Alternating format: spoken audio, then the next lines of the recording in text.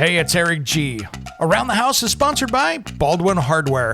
For 75 years, Baldwin Hardware has been known for its first-class quality and craftsmanship in door and cabinetry hardware. As an alumnus of the Baldwin Hardware Design Council, I can say I have seen the details and quality from design to the finished product. If you're looking for a new style and old-world craftsmanship, I can tell you there is only one Baldwin Hardware.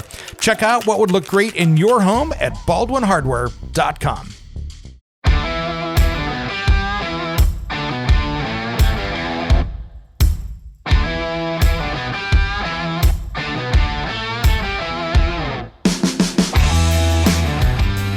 It's Around the House. When it comes to remodeling and renovating your home, there is a lot to know, but we've got you covered. This is Around the House. Welcome to the Around the House show. Happy midweek, everybody. It's Eric G here at Around the House. We have got a great show coming up this weekend that I don't want you to miss. But today in our midweek special, I wanted to bring up something that I'm seeing coming on the radar, which I think this could be a big deal one of these days. And it's preliminary, but I think it's something that we need to talk about. If you out there have gotten cabinets or you had a house built and J&K Cabinetry had provided you with those cabinets, this one you might want to pay attention to. Or if you're a builder or remodeler and you've been using J&K Cabinetry, this is something that's kind of interesting. So I had an attorney reach out to me here this last week because, first off, we'll set the record straight on that. They actually had an ad going out saying that they were looking, this law firm was looking at J&K Cabinetry because people that went in there and had bought those import cabinets with maple, and they said they were marketed as maple, were actually not maple. They were birch. So, of course, anytime that we see potential deceptive advertising, that makes me go, wonder what the story is on that. So I had a quick conversation with this attorney, and he came back with this. And he sent me over this big detailed page, which was kind of hard to find. It is the United States Court of Internal Trade, and it's this court case number 20-00109. And it's kind of interesting because this is where cabinets to go kind of gets brought into this as well. So there's a lot more to this when I'll be bringing him on, I think, on the show in the future. But there was this case here this last year, and it was kind of interesting. So there was this case that came out from November 18, 2021 on a motion and opinion. And it became before M. Miller Baker, the judge for this, okay? So there had been this big thing on tariffs and cabinet dumping and stuff from these Chinese cabinet companies into the U.S. They didn't actually rule so much on this because they said that was more for civil litigation. But in their findings to see if these companies were dumping, and I'll say dumping because that's what they said they were doing, cabinetry at below cost into the United States, what came out of this was a very interesting finding by this judge. And it's something I think we need to pay attention to because if you've worked out there, maple is a different price. It's more expensive than birch typically. And I prefer maple over birch for a bunch of different reasons. Birch is a great wood if you're going to, if you're going to be staining it, not so much. If you're going to be painting it, yeah, it works okay. And birch also has, it has this basic greenness to it sometime, which you have to be careful with. But let's dive into this for just a second because I think it's something that if you have J&K cabinets or even cabinets to go cabinets that were manufactured and sold to you as maple, looks like there's a decent chance that could be birch, which means, that could have been deceptive to you. Now, I don't know about cabinets to go on this, how deep they are in this, but I know J&K Cabinetry is a big part of this. So when they were doing their investigation, they were going through to see what the costs were, the federal government, of the materials going in and what they were selling them for here in the U.S. And basically, if you read through this, to paraphrase it, they said, wait a minute, there's a whole bunch of birch coming in the back door, and you got a bunch of maple coming out the front door. And they went, well, yeah, they're kind of close. Of course, the federal government went, no. So that's the interesting part of this, and I think that's fascinating, is that they didn't want to, as in the federal government, didn't want to get involved in the deceptive part of this, because they said, well, that's for the attorneys and class action lawsuits and that kind of stuff to go after. So that's kind of where this is going. But we'll see what happens as this played out. But if you've got J&K Cabinetry in your house, maybe you bought it for a remodel, or your builder put it in there, or your modeler put it in there, and you were told it was maple, I'd be sure interested to talk to you. So you can make sure and reach out to me over at aroundthehouseonline.com, or you can send something over to Twitter as well over there and just send me an instant message over there. But I'd be curious to see if you actually have maple or if you've got birch, because there could be something there for you. So just something to keep an eye out on. There's a lot more to this going to be coming out over the next year or two, but I think it's something that I'm early in on here with this. That could be a huge deal with cabinetry out there, where potentially a homeowner went in and bought it and then turned around only later to realize that they did not get the wood that they had paid for. So it's going to be kind of interesting. So we'll see what happens with all of that. But if you do have any knowledge of that, or used to work for those guys, give me a call. I'm kind of doing some research on it, and it's my little research project for right now. And this is going to be a little more interesting stuff. And this is a interesting court case to follow. So we'll see how this goes this next year. And in other news from toolguide.com, that's GOID.com, toolguide.com, looks like they're reporting a couple days ago here that there is a Milwaukee updated impact wrench potential issue. Now, I have the original version 1 of this, in full disclosure, and it does not have any issues to me in my one that I have. So I have version 1. This looks like this is version 2, and this is the 2767 M18 heavy-duty cordless impact wrench. It looks like they came up, reading through this story, that they have a new design, and there have been reports now of failure of some of the new design parts that were in there. So there's a couple different issues that I'm seeing. It looks like that there are intermittent power delivery issues when the trigger switch is first pressed in certain modes. And then there seems to be a kind of a stutter for a few seconds at low speeds before operating at full speed. But there has been also some mechanical failures where some pins have been coming out, and the unit has been failing for certain people.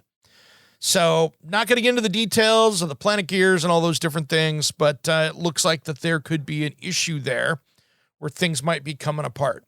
So something to keep an eye on.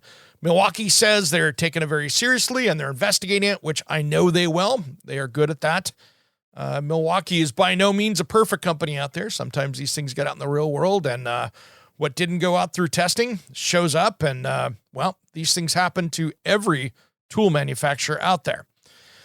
So they're going to take a look at it. Milwaukee did give a statement out that says, we take all feedback seriously and our teams are actively investigating this claim. If anyone in your audience has experienced dissatisfaction, please send them our way. They can return the tool to Milwaukee for repair utilizing their e-service portal, and they can have it taken a look by Milwaukee technicians to see if it's covered under the warranty. And that way you can determine, what's covered, what's not. All tools repaired with genuine Milwaukee parts, and the average turnaround time is 7 to 10 business days. They can also have their tool repaired through their nearest authorized service, and you can do that as well. So just be careful, guys. If you have that new B model out there, keep an eye on that.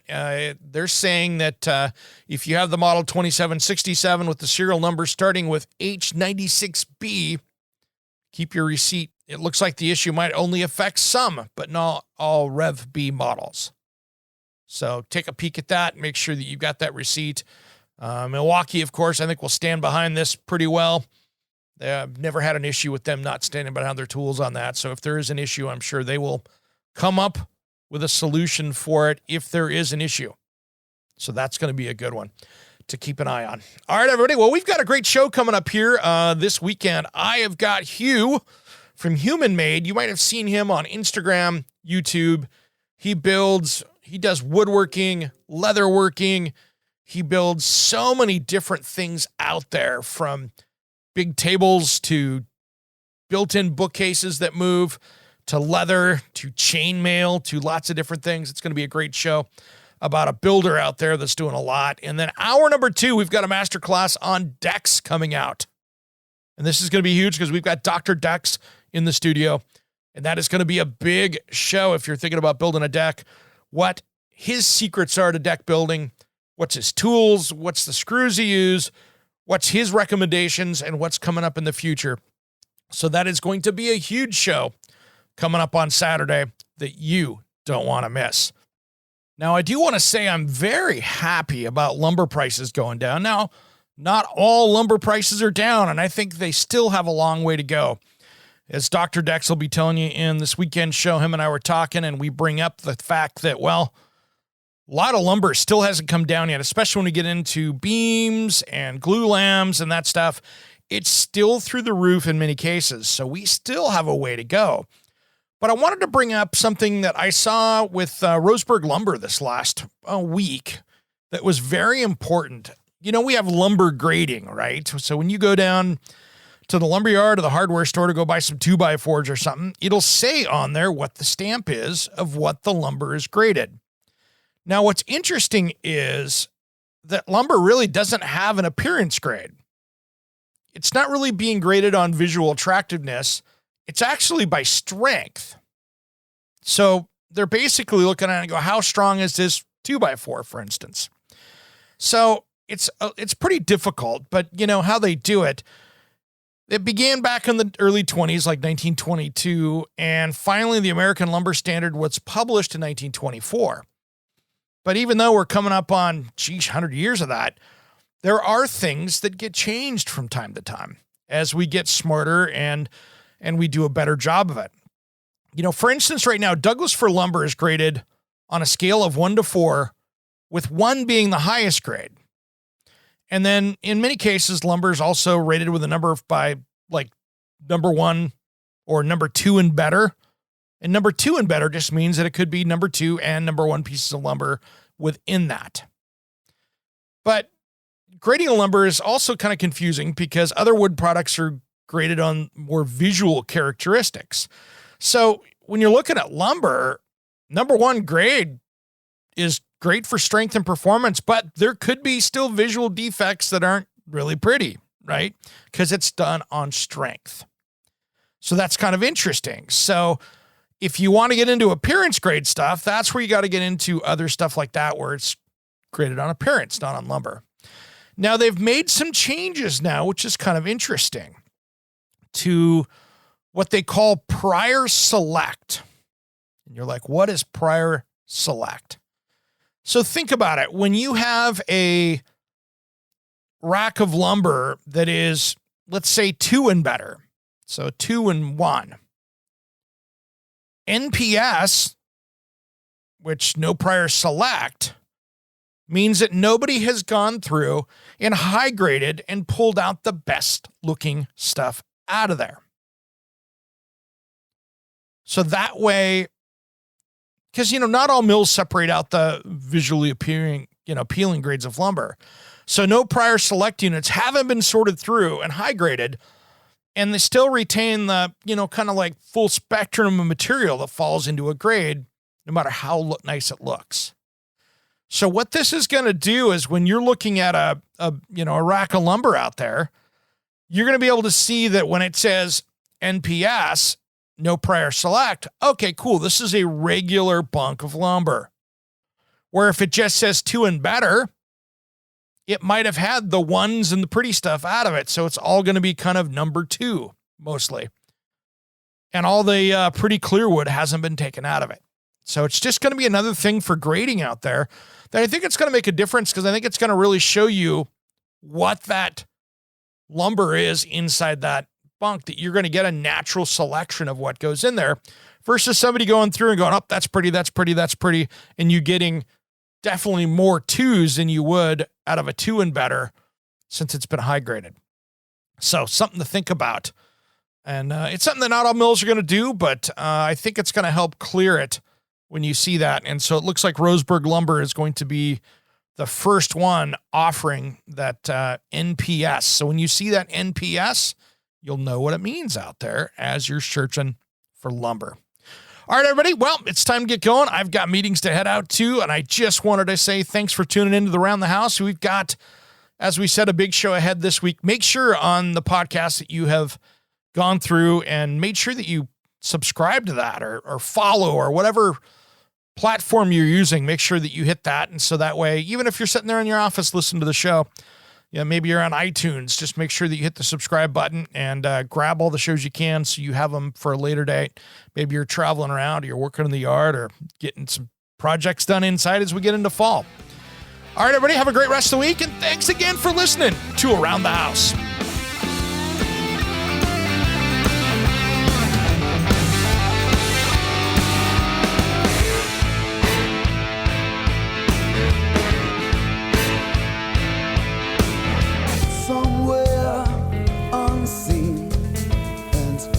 Discovered anywhere beyond the mean.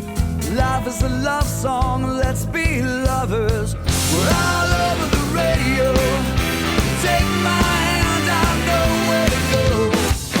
All over the radio with you. Hey, it's Eric G. from Around the House. Are you planning a decking or siding project this year? If you are, you've got to check out my friends at Millboard. Millboard is a completely different kind of composite decking and cladding that enhances outdoor spaces with enduring distinction. Hand-molded from the finest oak, it realistically mimics the natural grain and color of premium hardwood. If you're looking for something that doesn't look like plastic and instead real wood, check out millboard.com. Make sure and check out that interview we did just a few weeks back. That's millboard.com.